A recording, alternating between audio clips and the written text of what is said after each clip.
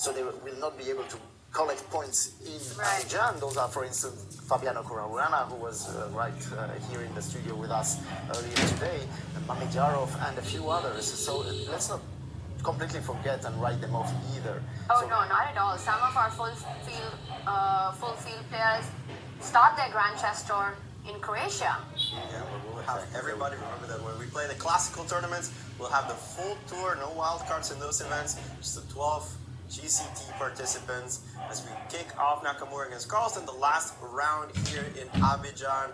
Nakamura knows that he only needs a draw to clinch second place. And obviously, there's no hope for first.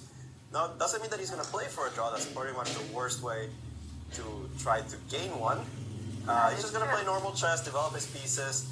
Magnus playing this a6 variation of his Queen's Gambit that he's used to.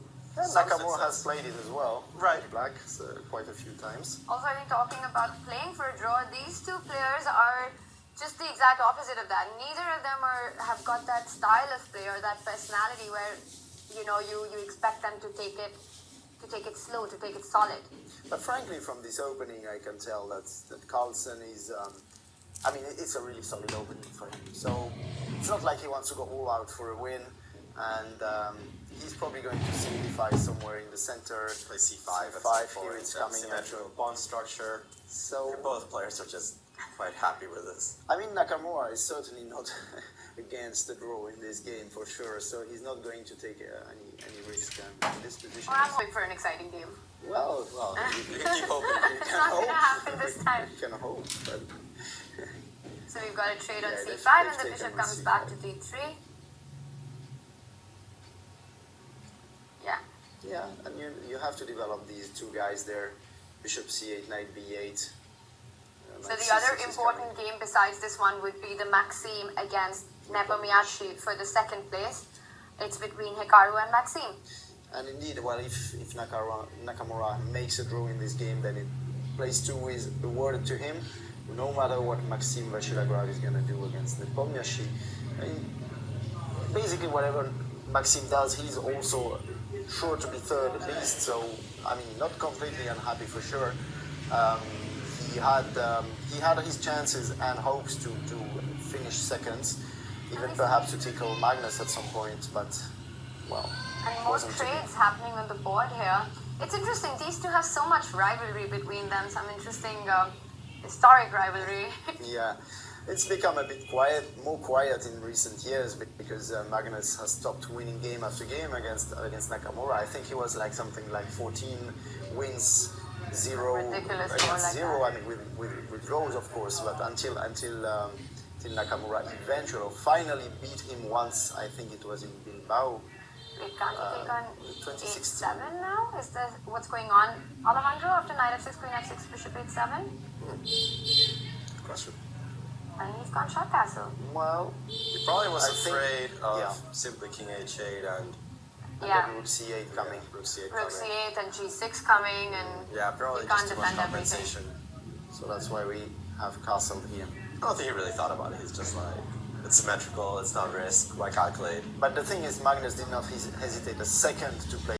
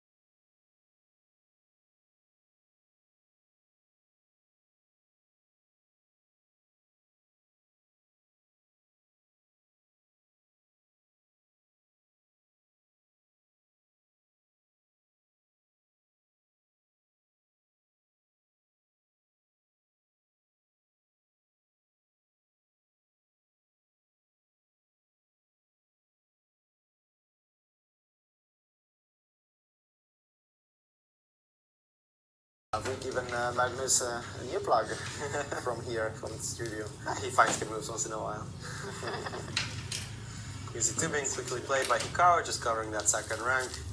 It just feels so trash, guys, honestly. Yeah, it's not the most exciting game we've had so far. Perhaps we can take a look at what's going on in something else. Maxime at least trying to put the pressure. Oh, wow. He's draw an endgame, a huge blunder, and really unnecessary, actually. And he's in serious trouble. You go see those past pawns on b5 and a4, just much more valuable than this pawn on f7 that's about to drop. Wow, I but how told did they you do so. that? Is this the magician, Magnus the magician? This really is. This is going to be a happy Magnus going into that. They're saying like a closing Unbelievable. ceremony. Go, let's leave that dull game there. But, well, that's you And should just probably takes pick up on that pawn.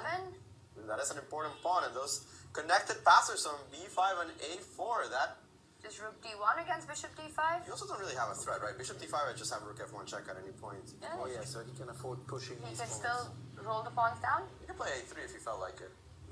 A3 or B4. Yeah, I'll just unpin with rook f1 and then move my king. And 20 seconds left for the American against more than a minute. On the board, king g5, and now bishop d3, bishop d5 is a threat, so just rook d1. It's not even really a threat, And but a2. he doesn't. It Yeah. just looks like game over. Oh my God. What a way to finish this off. Can't stop that. That is going to be game for Magnus Carlsen. Bishop c2, Desperado. I can even push my pawn if I felt like it Oh, at that this is point. The over. move. This And is he over. just resigns. And there it is. Shaking in Oi, oi, disgust. He Max- knows what he's done. If Oh my Maxime God. wins his Let's go game, there. We have to go to the Maxime game as it's now very relevant.